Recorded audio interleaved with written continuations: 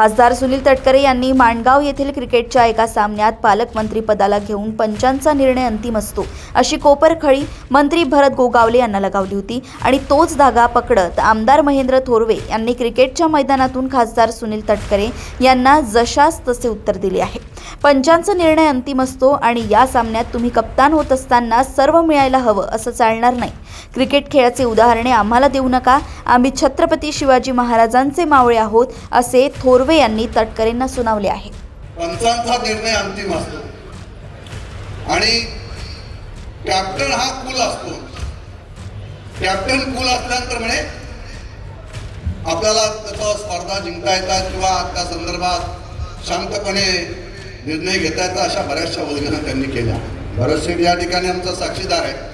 मी त्यांना आज या क्रिकेटच्या मैदानावरून या ठिकाणी सांगू इच्छितो की बाबा रे, धोनी हा कूल कॅप्टन नक्कीच होता, परंतु धोनी बरोबर त्याचे सहकारी जे 11 एकंदरीत प्लेयर त्या ग्राउंडवर उभे होते ते अतिशय चांगले खेळाडू त्या ग्राउंडवर त्याच्या बरोबर उभे होते आणि म्हणून धोनीला प्रत्येक ठिकाणी विजय संपादन करता आलं आणि म्हणून प्रत्येक ठिकाणी खेळाडू जे आपल्या बरोबर असतात ते आपल्या खेळाडूंना सुद्धा तेवढंच प्राधान्य त्या ठिकाणी दिलं पाहिजे।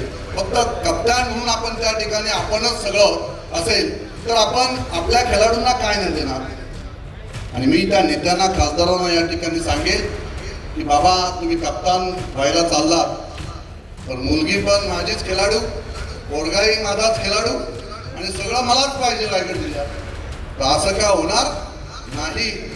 आम्ही छत्रपती शिवाजी महाराजांचे मावळे आहोत, त्यामुळे क्रिकेट खेळाचं तू आम्हाला उदाहरण या ठिकाणी देऊ नकोस। पंचांनी निर्णय जरी दिलेला असेल तरी आज क्रिकेट हे पुढे गेलेलं आहे आणि थर्ड अंपर आलेला आहे। थर्ड अंपरनी तो निर्णय चुकीचा होता म्हणून आपण त्या ठिकाणी स्थगिती देऊ शकलो, हे सुद्धा आपण त्या ठिकाणी विसरता कामा नये।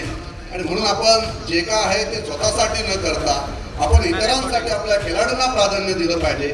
आपले सहकारी आहेत, त्यांनी आपल्याला कप्तान बनवलं म्हणून आपण केंद्रात गेलो, या गोष्टीचा भान आपण त्या ठिकाणी ठेवायला हवा होता।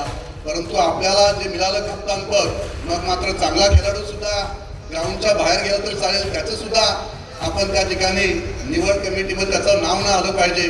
अशा पद्धतीचं राजकारण जर आपण करायला गेलात तर आपण क्षणिक त्या ठिकाणी चूक घेऊ शकता, परंतु पुढील काळामध्ये मात्र या गोष्टीचे परिणाम आपल्याला वाईटच भोगायला येतील। आणि म्हणून मी या ठिकाणी सांगेन की छत्रपती शिवाजी महाराजांचा रायगड जिल्हा आहे।